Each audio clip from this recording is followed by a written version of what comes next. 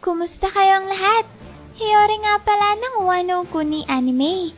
Ito na famang kabuuan ng makapigil hiningang mga aksyon at naglalakihang mga revelasyon sa pinaka-latest chapter ng final saga ng One Piece. Sana pala'y i-like niyong videong to at sana'y huwag niyong skip kahit yung maikling ads lang dahil sobrang laking tulong na nito sa akin at sa ating channel.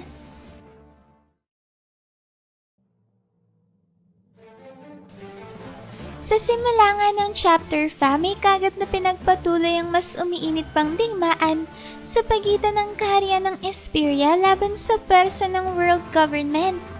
Dito may makikita natin ang ilang naglalakihang mga barkong pandigma ng Marines na walang tigil ang pagpapaputok ng kanyon sa isla, habang ang mahukbo naman ito ay patuloy pa rin ang pagkubkob sa mga sundalo ng Esperia Kingdom.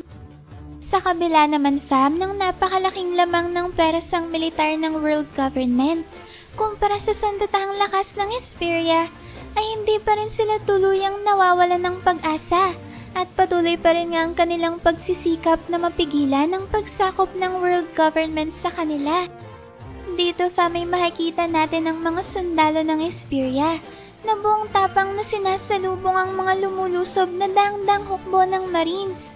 At habang nagaganap nga yan ay pinapalakas nila ang kalooban ng isa't isa na sinasabing hindi raw sila susuko dahil nakasalalay sa resulta ng digmaang ito ang magiging kinabukasan ng kanilang kaharian, kung mapapanatili ba nila ang kanilang kalayaan o mabubuhay sila bilang mga alipin ng Celestial Dragons.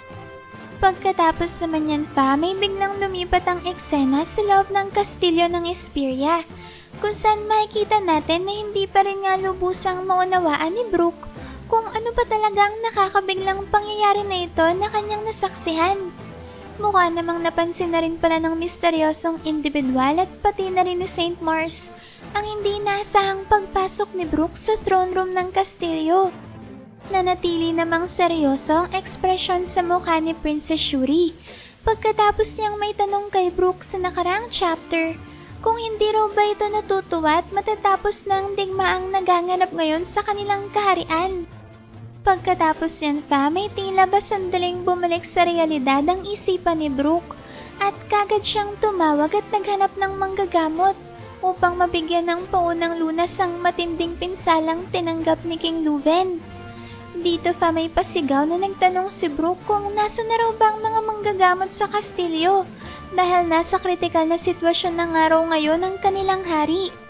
Sinubukan namang sabihan ni Brook si King Leuven na tibayan ito ang kanyang loob at nagmamakaawa na wag raw itong bibitaw hanggang makahanap siya ng manggagamot nang sa gayon ay maagapan ang delikado nitong kalagayan. Habang nagkukumahog naman sa paghingi ng tulong si Brook ay walang kibulang siyang tinititigan ni na Princess Shuri, Saint Mars at ng misteryosong individual. Dito may makikita natin na tuloy-tuloy lang ang pag-agos ng luha ni Brook habang walang tigil niyang sinisigaw ang pangalan ni King Leuven na tinatawag niyang Big Bro. Kasabay naman ng emosyonal na tagpong yan may yung unti-unting pagbalik sa alaala ni Brook ng mga pinagsamahan nila ni King Leuven. Una na nga sa mga alaalang ito may yung unang beses na nagkakilala sina Brook at King Leuven sa tambakan ng basura kung saan naninirahan si Brook. Dito ay tinanong ng batang Brook si King Leuven kung fan raw ba ito ng kanyang musika dahil pinapanood siya nito habang tumutugtog. Sumagot naman si King Leuven at sinabihan ng batang Brook na wag raw siya nitong tawaging Sir o Mister, kaya naman napagdesisyonan ni Brook na Big Bro na lang ang itawag sa kanya.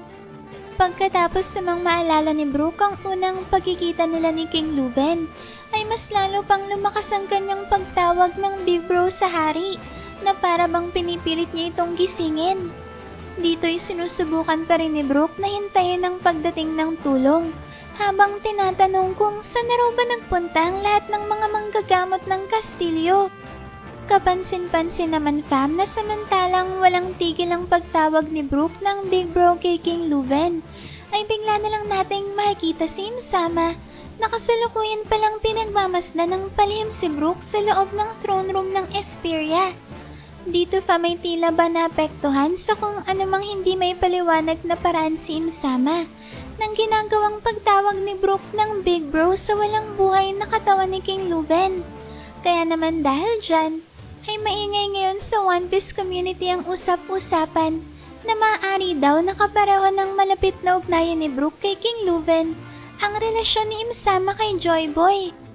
Sinasabi kasi ng mga One Piece fans na baka si Joy Boy raw ang nagsisilbing Big Bro na pinagkakautangan ng loob ni Imsama.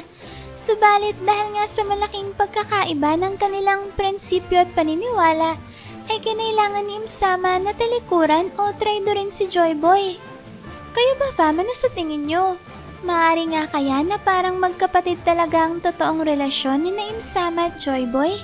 At kung ganun nga, ay ano naman kaya ang totoong pinag-ugatan ng kanilang hindi pagkakaunawaan?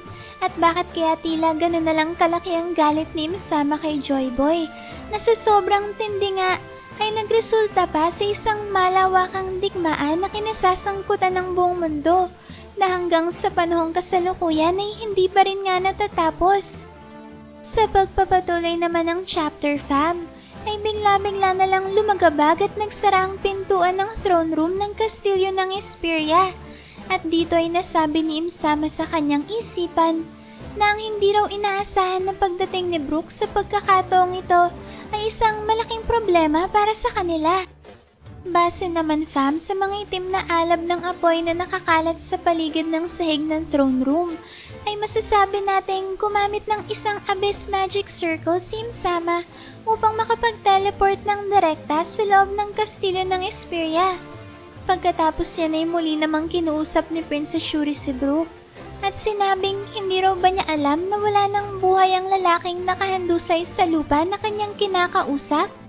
Pagkasabi niya ng prinsesa ay bigla namang tinutukan ni Brook ng kanyang espada ang misteryosong individual na nakaupo malapit sa trono ng kastilyo at kinwestiyon nito kung sino raw siya at kung ano raw bang klase ng mahika ang ginawa niya kay Princess Shuri. Sinabi ni Brook na mula nga raw sa pagkasanggol ay nasubaybayan niya ang paglaki ng prinsesa, kaya wala raw siyang bagay na hindi nalalaman tungkol dito. At yun ang dahilan kaya nakasisiguro si Brook na imposibleng magawa ng prinsesa na tapusin ang buhay ng kanyang sariling ama. Pagkasabi naman niya ni Brook ay biglang sumagot si Princess Shuri at sinabing kung totoo nga talagang alam ni Brook ang lahat ng bagay tungkol sa kanya, ay alam rin daw ba nito na siya isang celestial dragon? At ang walang buhay na lalaking nakahandusay sa kanilang harapan ay hindi niya talaga tunay na ama.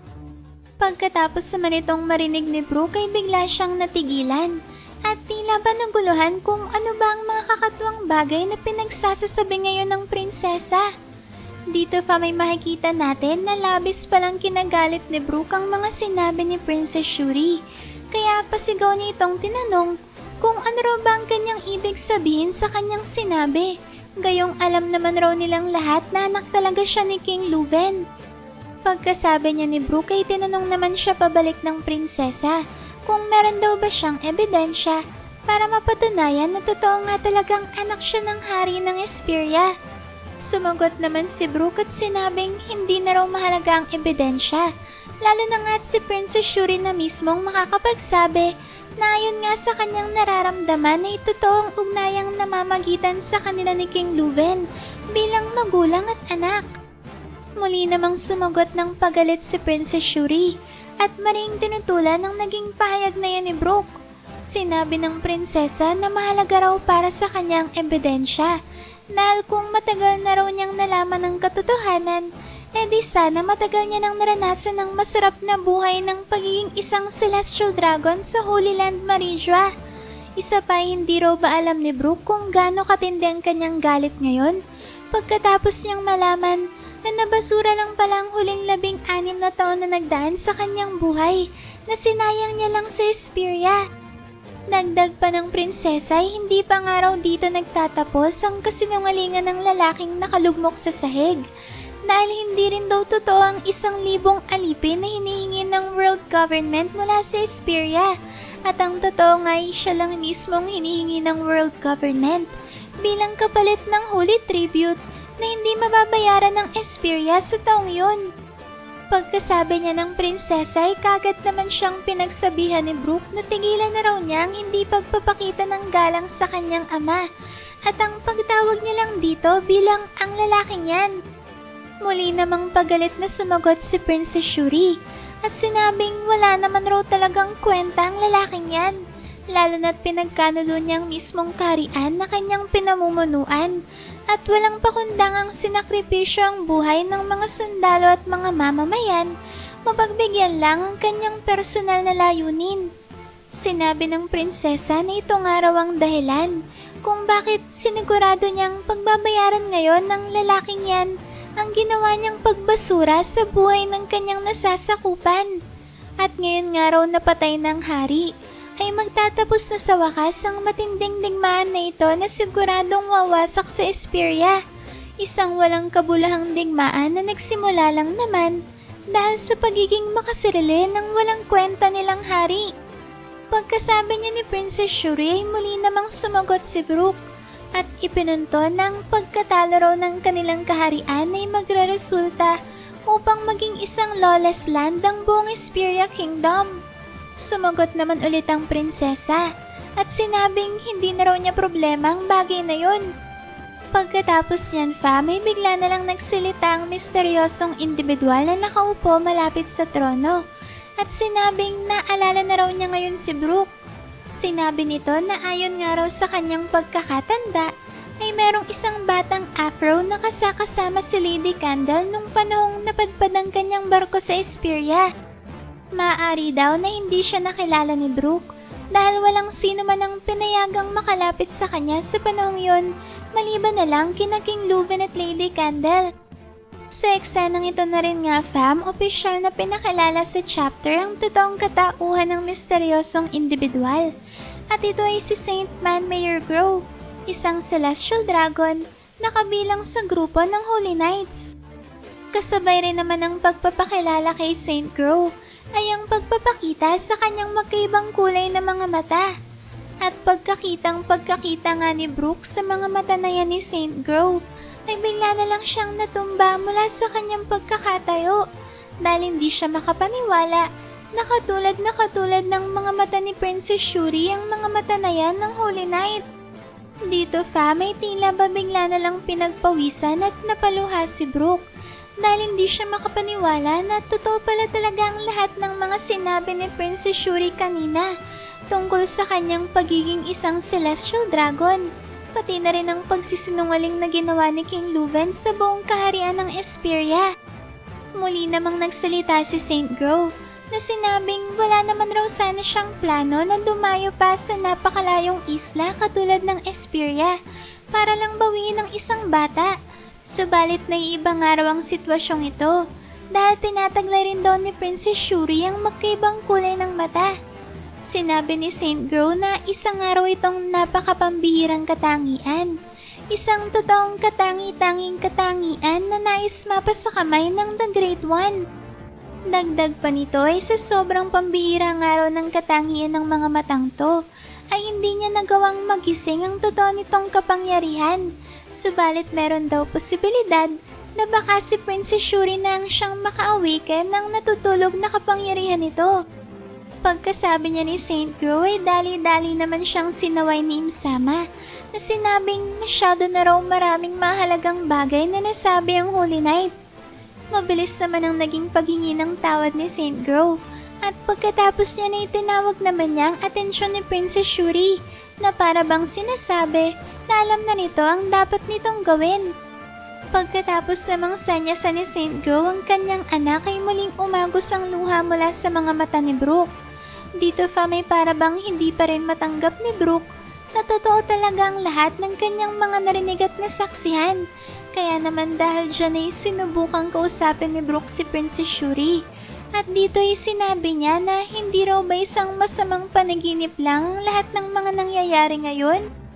Habang sinasabi naman niya ni Brooke ay makikita natin si Princess Shuri na ngayon ay nagsisimula ng maglakad papalapit sa kanya. Habang mas tumitindi naman ang pag-iyak ni Brooke ay sinabi niya sa prinsesa na alam niya raw ang lahat ng tungkol sa kanya At katunayan nga raw ay siya pa mismong nagpalit ng diaper ni Princess Shuri nung sanggol pa ito.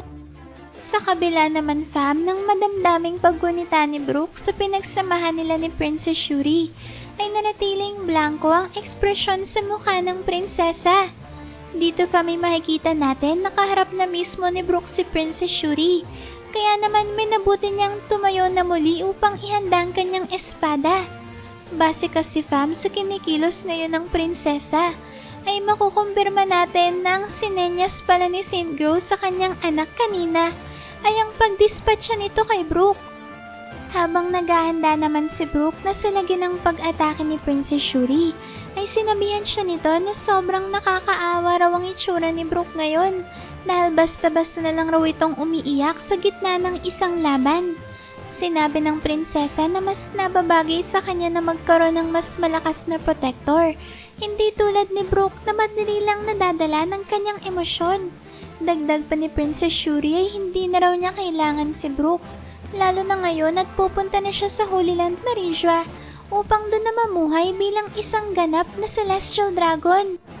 Tila naman mas lalo pang kinabigla ni Brook ang mga sinabi niya ni Princess Shuri, kaya naman dahil dyan fam ay mas lalong nagbalik sa memorya ni Brook ang mga alaala ng mga panahong inaalagaan pa niyang prinsesa nung bata pa lamang ito. Sinabi ni Brook sa kanyang isipan na para daw sa kanya ay isang munting anghel si Princess Shuri. Subalit ngayon ay bakit bigla na lang raw itong nag-anyong isang demonyo? Dagdag pa ni Brook ay hindi na nga raw niya nagawang maprotektahan ang kanyang big bro na si King Leuven, na siyang pinagkakautangan niya ng kanyang buhay. Pagkatapos ngayon ay wala rin siyang magawa para maprotektahan ng prinsesa. Habang tumatakbo naman ang lahat ng mga bagay na yan, sa isipan ni Brook ay makikita natin si Princess Shuri na nasa akto na ng pag-atake gamit ang kanyang mismong signature technique na Gavotte Bonavant. Sa ataking yun fam, may mabilis na tumalon si Princess Shuri papunta sa direksyon ni Brook, habang nakaunat ang kanyang kanang kamay na may hawak na espada.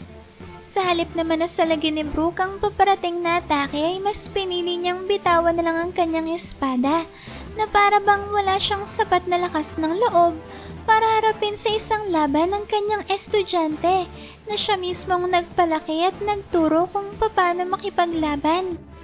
Dahil dyan fam ay sinalo ni Brook ang buong persa ng atake ni Princess Shuri, at ang espada ng prinsesa ay makikita nating tumusok ng tagusan sa mismong sentro ng ulo ni Brook. Pagkatusok nga ng espada ay kagad na nagtalsika ng malakas na agos ng dugo mula sa ulo ni Brook. At pagkatapos ng malakas na finishing move na yan ng prinsesa, ay makikita natin si Brook na tuluyan ng nawalan ng malay at mabilis na bumagsak sa lupa. Sa dulo naman ng eksenang yan ay makikita natin si Princess Shuri na iniwan ng nakahandusay na katawan ni Brook. At dito ay tuluyan na niyang nilisan ang kaharian ng Esperia kasama ang kanyang tunay na ama na si Saint Manmayer Grow. Pagkatapos ng nakakapanlumong eksenang yan fam, ay mabilis namang lumipas ang ilang araw at ngayon ay nagkaroon na ulit ng malay si Brook mula sa walang kalaban-laban niyang pagkatalo sa kamay ni Princess Shuri. Dito fam ay tuwang-tuwang mga natitirang sundalo ng Esperia dahil buhay at nagising pa ang kanilang commander na si Brook. Kapansin-pansin naman na tadtad ng benda ang ulo at ang buong katawan ng mga sundalo dahil nga sa pinagdaanan nilang matinding digmaan laban sa malaking persa ng world government at marines. Dito fam ay sinabi ng mga sundalo na isa raw malaking himala na nakaligtas ang kanilang commander. Dahil sa kabilang araw ng pagtagos ng espada sa ulo nito, ay milagro na hindi man lang natamaan ng malalaking ugat at maging ang mismong utak ni Brook.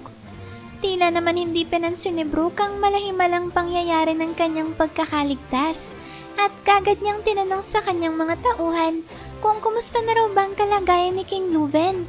Sumagot naman ang isa sa mga sundalo at sinabing hindi raw nila sigurado kung ano ba ang natatanda ni Brook tungkol sa naganap na digmaan sa kanilang kaharian. Subalit, sa gitna naman fam ng pagsasalita ng sundalong yan, ay bigla na lang sumabat ang kanyang kasamahan at sinabing wag raw muna nilang paulanan ng maraming impormasyon ng kanilang commander dahil baka masyado raw itong mabigla. Sa kabila naman ng paalala na yan ng kanyang mga tauhan, ay nagpumilit pa rin si Brook na sinasabing gusto niya raw malaman kung anong nangyari sa hari. Sa puntong to na fam, sinabi ng mga tauhan ni Brook na natalo raw sila sa digmaan laban sa world government.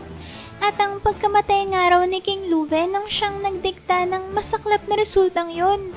Sinabi pa dito ng mga sundalo na meron daw nakakita ng pagsakay ni Princess Shuri sa isa sa mga barko ng world government bago tuluyang umalis ang mga ito sa Esperia. Binalita rin dito ng mga tauhan ni Brook ang tungkol sa libo-libong mga mamamayan ng Esperia na lumikas dahil nga sa pagkatalo nila sa digmaan. Sumagot naman ang isa pang sundalo at sinabing duda raw siya na may bansa pang tatanggap sa dami ng mga mamamayan ng Esperia na ngayon ay napilitang maging refugees. Habang sinasabi naman niya ng mga sundalo fam, ay bigla na lang naalala ni Brook ang kanyang nasaksihang malagim na eksena na pagpaslang ni Princess Shuri sa buhay ni King Leuven. Kaya naman dahil dyan fam ay biglang umalingaw-ngaw sa buong kaharian ng Esperia ang napakalakas na sigaw ni Brook na tila ba bigla na lang itong nawala sa katinuan dahil sa tindi ng trahedya na kanyang nasaksihan. Dito fam ay sinubukan ng mga sundalo na pigilan ang paggalaw ni Brook dahil nagbukas raw ulit ang mga sugat nito. Makikita naman natin si Brook na hindi mapigilan ng paghagulgol at tuluyan nang nawala ang kontrol sa kanyang sarili dahil sa tila ba napakasamang panaginip na ito na magkakasabay na sumalubong sa kanyang muling paggising. Kasabay naman fam ng pagbuhos ng luha mula sa mga mata ni Brook ay ang walang tigil na pagdaloy ng dugo mula sa malaking sugat na binigay sa kanya ng huling atake ni Princess Shuri. Dito na fam bumalik sa kasalukuyan ng chapter. At kasabay nga nito ay ang pagtatapos ng nakakalungkot na flashback ng totoong storya ng buhay ni Brook at Ganko. Pagkatapos ng may lahad ni Brook ang kanyang nakaraan sa kanyang mga kapwa Straw Hats, ay sinabi niya na sa panahong yun raw ay wala pa siyang nalalaman tungkol sa mga devil fruits at sa mga hindi pangkaraniwang bagay na nagagawa nito. At dahil nga raw sa sobrang tindi ng trauma na kanyang naranasan, ay inisip niyang isa lang hallucination ang nasaksihan niyang malagim na pagkamatay ni King Leuven na tinuring niyang tunay na kapatid at pinagkakautangan niya ng kanyang buhay. Dumagdag pa nga raw dito ang nakakapangilabot na pag-aanyong demonyo ni Princess Shuri na siyang tumapos sa buhay ni King Leuven. Habang inaalala naman ni Brook ang mga nangyari ay bigla niyang naisip na kung hindi nga raw hallucination ang kanyang mga nasaksihan ng mga panahong yon, ay nangangahulugan lang na ang lahat ng mga alaalang yon ay naganap talaga sa realidad. Pagkatapos naman ng naging konklusyon na yan ni Brook ay lumuluha niyang tinanong ang kanyang mga kapwa Straw Hats at sinabing kung sila raw bang tatanungin ay okay lang raw ba na ibigay niya ulit ang kanyang tiwala kay Princess Shuri sa huling pagkakataon. Habang sinasabi naman niya ni Brook ay makikita natin ang reaksyon ng iba pang Straw Hats kung saan si Jinbei ay seryosong nag-iisip. Sina Usopp at Nami naman ay nagsisimula ng maluha habang si Frankie naman ay hindi na nagawang mapigilan ang kanyang sarili at tuluyan ng humagulgol sa pag-iyak. Sa sumunod na panel ay nagpatuloy naman sa pag-aanalisa ng sitwasyon si Brook na sinasabing posible nga raw siguro na isa rin lang biktima si Princess Shuri sa lahat ng mga nangyaring malalagim na trahedya sa Esperia Kingdom. Pagkasabi niya ni Brook ay bigla naman niyang naalala yung pagkakataon na tila ba sandaling nagbalik kay Ganko ang memorya ng kanyang nakaraan, kung saan bigla na nga lang nitong tinawag ang kanyang pangalan upang sabihan siya na tumakbo para iligtas ang kanyang sarili. Naalala rin dito ni Brook ang pagkakataon na tinanong siya ni Princess Shuri kung nagmamalasakit lang raw ba siya sa kanya dahil anak siya ni King Leuven at Lady Candle. Kasabay naman ng pagsariwa ni Brook sa alaalang yan ay ang pagpapakita rin kay Ganko sa kasalukuyan na ngayon ay nakatrap pa rin at nananatiling walang malay sa loob ng yelo na ginawa ni na Prince Loki at Ragnir. Sa dulo naman ng eksenang yan may sinabi ni Brook na buo na raw ang kanyang loob ngayon at nakapagdesisyon na raw siya na gusto niyang iligtas si Princess Shuri. Dito may paluhod na nakiusap si Brook sa kanyang mga crewmates kung okay lang raw ba na tulungan siya ng mga ito na iligtas ang prinsesa. Kagad namang sumang-ayon ng iba pang Straw Hats na tulungan si Brook na iligtas si Princess Shuri. Sinabi dito ni Jinbei na hindi naman raw kailangang makiusap ni Brook sa kanila dahil syempre naman natutulungan nila ito. Napaisip naman si Nami kung makakaya raw kaya ng kanyang kidlat na pakawalan si Princess Shuri mula sa pagkakatrap nito sa yelo. Sumagot naman si Frankie at sinabing gagamitin niya raw ang kanyang radical beam para tunawin ang yelo sa pamamagitan ng isang tirahan lang. Napaisip naman si Usopp na mukhang hindi niya raw pala pwedeng gamitin ang kanyang mga pampasabog na buto. Kaya sa panong paraan naman raw kaya siya makakatulong. Habang nag-iisip pa nga ang ibang Straw Hats ay bigla na lang kumaripas ng takbo si Brook papunta kay Princess Shuri. Dito may umiiyak na sinabi ni Brook na ililigtas niya raw ang prinsesa. Habang ang mga kapwa Straw Hats naman niya ay sinabihan siya na maghunos dili at hintayin muna sila. Grabe fam, mukhang si Gangko na pala talaga ang susunod na magiging crew ni Luffy. Lalo na't makikita natin ngayon na ang Straw Hats na mismo ang siyang gagawa ng paraan para mailigtas ang prinsesa. Pagkatapos naman yan may lumipat ng eksena sa cafeteria ng Walrus School kung saan makikita natin na malapit nang matapos kumain si Luffy. Dito nga'y maririnig natin si Luffy na sinabing busog na raw siya. Napatanong pa nga si Luffy kung hindi raw ba kalaban ng Elbaf ang bagong dating na individual na yon na nagpapakawala ng napakalakas na haki. Sinabi ni Luffy na kung ganun nga raw ay nangangulugan lang ito. Nakalaban niya rin ang individual na yon. Dagdag pa niya ay ramdam niya nga raw ang nag-uumapaw na lakas na dumadaloy sa kanyang katawan ngayon. At base nga sa kanyang nararamdaman, ay masasabi niyang walang sino man ang may kayang tumalo sa kanya. Pagkasabi niya ni Luffy, saka siya tumalo ng malakas. At nagsimulang magtungo kung saan naglalaban sina Prince Loki at Im-sama. Sakto naman dahil sa sumunod na panel ay doon na mismo lumipat ang chapter. At ngayon ay makikita na natin ang pagpapatuloy ng mas umiinit na laban sa pagitan ng Accursed Prince at ng The Great One na si Imo. Sa puntong to ng laban ay makikita natin na bumalik na ulit si Prince Loki sa kanyang base form at hindi na niya gamit ngayon ang mythical Zoan form ng Nidhogg. Dito may sinabihan ng Accursed Prince si Im-sama na tantanan na raw nitong mga batang giants ng Elbaf. Dagdag pa niya ay nakakahiya naman raw dahil sobrang dumi pala talagang lumaban ng world government. Sumagot naman si Im-sama at tinanong si Prince Loki kung hindi raw ba nito alam ang dahilan kung bakit ang mga batang giants ang pinupuntirya ng mga Holy Knights. Sinabi ni Im-sama na kung hindi raw alam ni Prince Loki ay ipapaliwanag niya ngayon sa mga giants kung bakit ang mga anak nilang siyang pinupuntirya ng kampo ng world government. Dito ay sinabi ni Imo na 800 taon na nga raw ang nakakaraan mula nung nakatanggap ng matinding pagkatalo ang lahi ng mga giants dahil sa kanilang pagnanais na may ligtas ang kanilang mga anak. Pagkasabi niya ni Im-sama ay bigla namang napatanong si Prince Loki kung ano raw bang ibig sabihin ni Imo sa sinabi nitong 800 taon nang nakakalipas. Sumagot naman si Im-sama at sinabing ang pag-uugali raw ng isang lahi ay hindi nagbabago sa loob lamang ng ilang daang taon. Habang nagaganap naman ang usapang yan may nasa akto na si Prince Loki ng pag-atake kay Im-sama sa pamamagitan ng paghampas niya ng Ragnir dito. Sa sumunod na panel ay nagpatuloy naman sa pagsasalita si Im-sama na sinasabing madali nga lang raw mapasunod ang lahi ng giants dahil ang kailangan niya lang gawin ay dukutin ang kanilang mga anak at walang palya na magiging sunod-sunuran ng buong kaharian ng Elbaf sa lahat ng kanyang ipag-uutos. Habang sinasabi nga yan ni Im-sama fam, may sabay naman nating makikita ang pinakamalakas na nightmare monster ni Saint Killingham na si Rain God Sasa, na kasalukuyang inihahatid ang mga dinukot nitong mga bata papunta sa naghihintay na barko ng mga giants na ninakaw ni Saint Summers.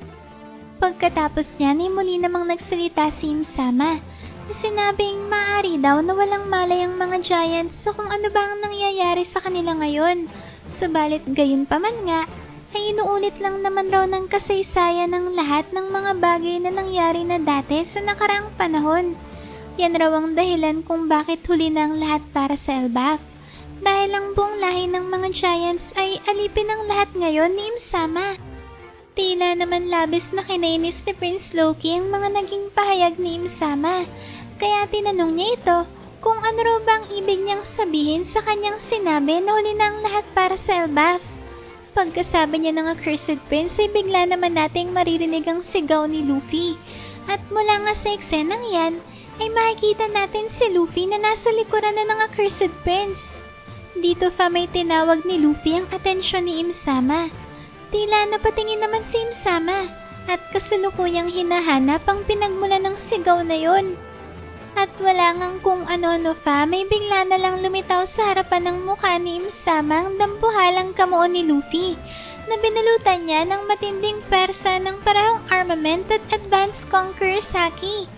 At dahil nga fam gamit-gamit pa rin ngayon ni Im-sama ang kanyang ancient giant transformation na nagmula sa kanyang special ability na Omen, ay lumalabas na para bang halos isang tuldok lang ang laki ni Luffy. Sa kabila naman ng laki ng diferensya na yan sa pagitan ng kanilang laki, ay nagawa pa rin ni Luffy na palubuhin ang kanyang kamao upang gawin itong kasing laki ng kamao ng isang ancient giant at direktang mapuruhan ang mukha ni Im-sama. Hindi na nga nagawang makailag ni Im-sama fam, kaya sinalo ng kanyang mukha ang buong perso ng napakalakas na suntok ni Luffy. Sa lakas nga nito fam ay nagawa nitong mapasukan ng dugo si Im-sama at mapagkulay puti ang mga mata nito na tila ba nagpapakita na panandalian siyang nawala ng malay. Habang pinapakawala naman ni Luffy ang kanyang siksik sa persang suntok, ay sinabihan niya si Im-sama na umalis na sa Elbaf.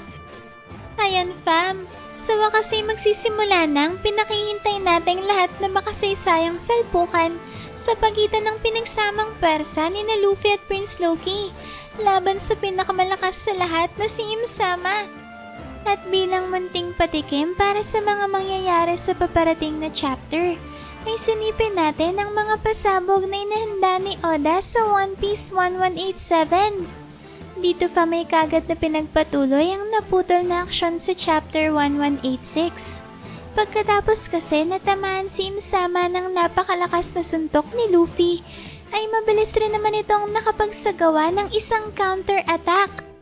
Dito ay makikita natin si Im-sama na nagpakawala ng demonic energy sa magkabila niyang kamay sa pamamagitan ng kanyang signature technique na Omen. Ang demonic energy naman na atake niya ni Im-sama ay kagad na tumama kina Luffy at Prince Loki. At pagkatapos ng matamaan ni Prince Loki ay mabilis siyang tumalsik papunta sa isang dambuhalang bloke ng yelo na hindi natutunaw. Pero huwag kayong mag-alala fam, dahil gamit nga lang ang Ragnir, ay kagad ring natunaw ni Prince Loki ang yalong ito sa pamamagitan lang ng isang hampas. Yun nga lang fam, ay hindi pa man nga nakakagawa ng susunod na aksyon ng Accursed Prince, ay kagad na ulit siyang inatake ni Im-sama, kung saan nagpalabas ito ng nagsasalitang Omen sa may bandang dibdib ni Prince Loki. Hindi naman lumipas ang isang segundo at bigla na lang may lumabas na isang espada na gawa sa itim na enerhiya mula sa nagsasalitang Omen na direkta namang tumarak at tumagos sa mismong dibdib ni Prince Loki. Ang napakabangis na bagong atake na yan ni Im-sama fam ay tinawag niyang Demonic Sword Stigma. Pagkatapos naman niya ay sandaling lumipat ang eksena sa laban sa pagitan ni Sora vs Saint Summers at Sanji vs Saint Killingham. Sa kalagitnaan nga fam ng pakikipaglaban ni Sanji, ay bigla na lang niyang naalalang naging pag-uusap nila ni Kaban sa underworld ng Elbaf. Sinabi dito ni Gaban kay Sanji na kung gusto nga raw nitong maging hari ng mga pirata si Luffy, ay kailangan rin daw mismo ni Sanji na maging isang hari. Sa parehong pagkakataong to fam, ay sinabi na rin ni Gaban kay Sanji na meron daw siyang katangian ng isang individual na nagtataglay ng Conqueror's Haki. At sa pagtatapos na ng chapter ay doon na bumalik ang eksena sa laban ni Im-sama, kung saan makikita natin si Luffy nakaharap si Imu, gamit-gamit ang kanyang Gear 5 form. Sinabi dito ni Imu na nagpakita na rin daw sa wakas si Joy Boy. Naiinis namang sumagot si Luffy at sinabing tumigil na raw si Im-sama sa pagtawag sa kanya ng pangalan ng ibang tao dahil ang pangalan niya raw ay Luffy, ang individual na magiging hari ng mga pirata. Sa parang eksena naman fam, may mababasa natin sa panel ang mga salitang Saint Nero na Imu versus Monkey D. Luffy. Grabe fam, mukhang tuloy na talagang action sa Elbaf. Lalong-lalo na nga't walang break ang One Piece manga sa susunod na linggo. Kaya asahan natin ang chapter 1187 ay lalabas sa July 10 Friday para sa fan translation at July 13 Monday naman para sa official release. Kayo na lang fam ang bahalang magbahagi dyan sa comment section kung ano pang masasabi nyo sa napaka-astig na chapter na to Maraming salamat fam sa solid at walang sawa ninyong pagsuporta sa akin at sa ating channel. Sana'y palagi lang kayong ligtas at nasa mabuting kalagayan. Mag-ingat kayo palagi. See you on our next video and stay good fam!